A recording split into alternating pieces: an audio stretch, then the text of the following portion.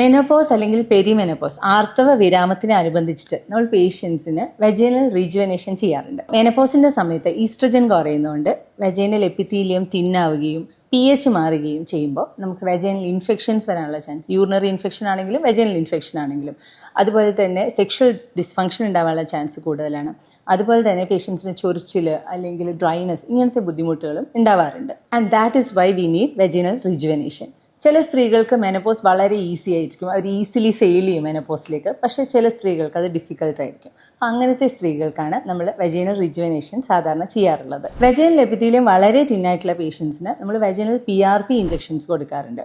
അത് നമ്മുടെ തന്നെ ബ്ലഡിൽ നിന്ന് എടുക്കുന്ന PRP അല്ലെങ്കിൽ പ്ലേറ്റ്ലെറ്റ് റിച്ച് പ്ലാസ്മ എന്ന് പറയുന്ന ഗ്രോത്ത് ഫാക്ടേഴ്സ് അടങ്ങിയ ഒരു ഇഞ്ചക്ഷനാണ്. അത് വെജൈനൽ എപ്പിത്തീലിയത്തിനെ നമ്മുടെ കുറച്ചുകൂടെ ഹെൽത്തി ആക്കും. ഇതല്ലാതെ ലേസർ പോലെയുള്ള എനർജി ബേസ്ഡ് ഡിവൈസസ് വെച്ചിട്ട് നമുക്ക് വെജൈനയുടെ എപ്പിത്തീലിയത്തിലേക്കുള്ള ബ്ലഡ് ഫ്ലോ കൂട്ടാം, സെക്ഷൽ സാറ്റിസ്ഫാക്ഷൻ ഇംപ്രൂവ് ചെയ്യാം, ലുബ്രിക്കേഷൻ ഇംപ്രൂവ് ചെയ്യാം. അതുപോലെ തന്നെ ഈ എപ്പിത്തീലിയം നമുക്ക് തിക്കായിട്ട് മാറും. അപ്പോൾ ഇൻഫെക്ഷൻസിൻ്റെയും ഇച്ചിങ്ങിൻ്റെയും ഒക്കെ ചാൻസസ് കുറവാകും. വെജൈനൽ റീജുവനേഷൻ്റെ സക്സസ് റേറ്റ്സ് വളരെ നല്ലതാണ്.